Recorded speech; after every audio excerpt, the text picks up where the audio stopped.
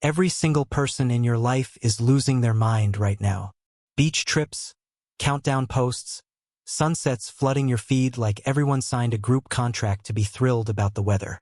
And you're just sitting there watching it happen, wondering if something is actually broken inside you. Because the thought of going outside right now doesn't sound fun. It sounds like a punishment you didn't earn. Let's be clear about something first. You don't hate fun. You hate this specific brand of fun, the kind that comes with sweat, sunburn, and the social requirement to act delighted about both. And nobody ever says the real thing out loud, so I'll say it. Summer is the only season that comes with a personality attached. Nobody hands you a checklist in November. Nobody looks at you sideways in February and says, "Why aren't you more into this?" But summer shows up, and suddenly there's this unspoken rule that your mood, your wardrobe, your entire social calendar is supposed to realign around the sun. Like the sun's your boss now. Congratulations. So what's actually happening inside the head of someone who recoils from all this? Let's start somewhere a little uncomfortable. There's a real chunk of the population whose nervous system is simply built to take in more. More noise, more heat, more stimulation, more everything. Elaine Aron's research on highly sensitive people puts this at around 20% of us. People whose nervous systems process environmental input at a deeper level than everyone else's. And summer, when you really look at it, is a sensory assault that never clocks out. The heat doesn't take breaks. It radiates. It lingers.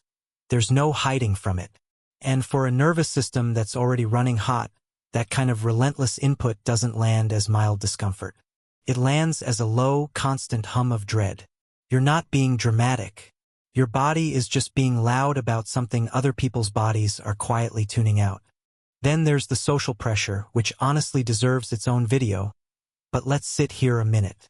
Summer clears everyone's schedule at the same time, and suddenly there's this ambient expectation to fill it. The group chat wakes up. The "we should all do something" energy shows up uninvited. And if you're someone who finds that kind of open availability quietly exhausting instead of exciting, you already know how impossible that is to say out loud without sounding like you're complaining about having friends. Which might be the single most socially unacceptable complaint a person can make. But the exhaustion is real, even when the reason for it sounds ridiculous when you try to explain it. And right behind that exhaustion comes the guilt, which is somehow worse than the tiredness itself. Because you're not even allowed to just be tired. You have to feel bad about being tired, too. You catch yourself thinking, "I should want this." And when you don't, that thought curdles into something darker. A quiet self-questioning that trails you all the way into August like a second shadow. Here's one that genuinely surprises people. Longer days don't just mess with your mood in some vague, poetic way. They mess with your brain chemistry directly.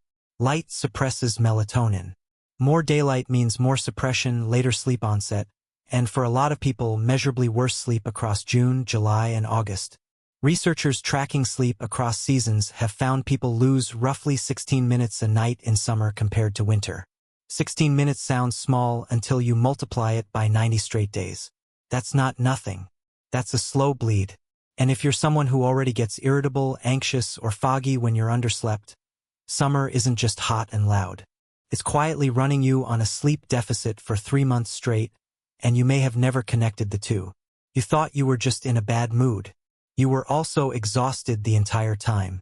There's something worth naming about identity here too. Summer has a vibe, and if that vibe isn't yours, if you're pale and prefer it that way, if you hate crowds, if your version of a perfect afternoon involves a book and a room with a working thermostat, then summer becomes 3 straight months of feeling slightly out of place in the dominant culture. And humans are wired to measure themselves against what's around them. Spending a whole season feeling like the only one who didn't get the memo is quietly corrosive to how you see yourself, in ways you might not notice until September rolls around and you feel this wave of relief that's almost embarrassing in how big it is. That relief isn't nothing. And right behind that exhaustion comes the guilt, which is somehow worse than the tiredness itself. Because you're not even allowed to just be tired. You have to feel bad about being tired, too. You catch yourself thinking, "I should want this." And when you don't, that thought curdles into something darker. A quiet self-questioning that trails you all the way into August like a second shadow. Here's one that genuinely surprises people. Longer days don't just mess with your mood in some vague, poetic way. They mess with your brain chemistry directly. Light suppresses melatonin. More daylight means more suppression, later sleep onset, and for a lot of people, measurably worse sleep across June, July, and August. Researchers tracking sleep across seasons have found people lose roughly 16 minutes a night in summer compared to winter. 16 minutes sounds small until you multiply it by 90 straight days. That's not nothing. That's a slow bleed. And if you're someone who already gets irritable, anxious, or foggy when you're underslept, summer isn't just hot and loud. It's quietly running you on a sleep deficit for 3 months straight, and you may have never connected the two. You thought you were just in a bad mood. You were also exhausted the entire time. None of this means you're broken. And here's the part that tends to genuinely surprise people. Preferring cooler, quieter, darker environments consistently correlates with something researchers call thinking introversion, a facet of introversion built specifically around a rich inner life and imagination. It's associated with a depth of self-awareness that most people spend years in therapy trying to build.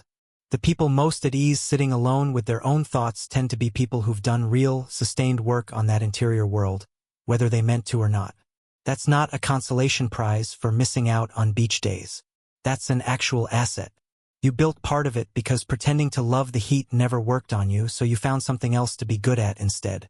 And if this is landing, hit subscribe because we go deep on this kind of thing, the quiet psychology behind the stuff nobody says out loud. What's strange is how rarely people who hate summer are allowed to just hate it without a caveat. Without the, but you should really try to enjoy it. Without someone suggesting a different sunscreen or a better hat, like the problem was ever hat-related. Summer has enough cultural capital that disliking it reads, to some people, as a personality defect.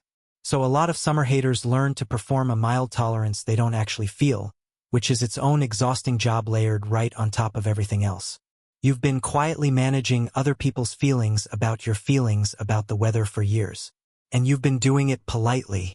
So here's what I want you to sit with before September rescues you again. The retreating. The carefully rationed social energy.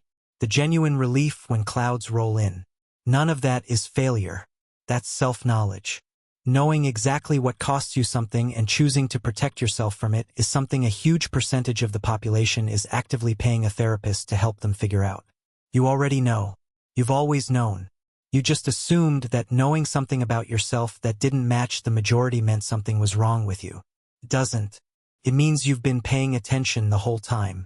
One last thing before you go. A lot of people watching this are dealing with the exact stuff this video circles around. A brain that won't quiet down. A sleep schedule that's been off longer than you'd like to admit.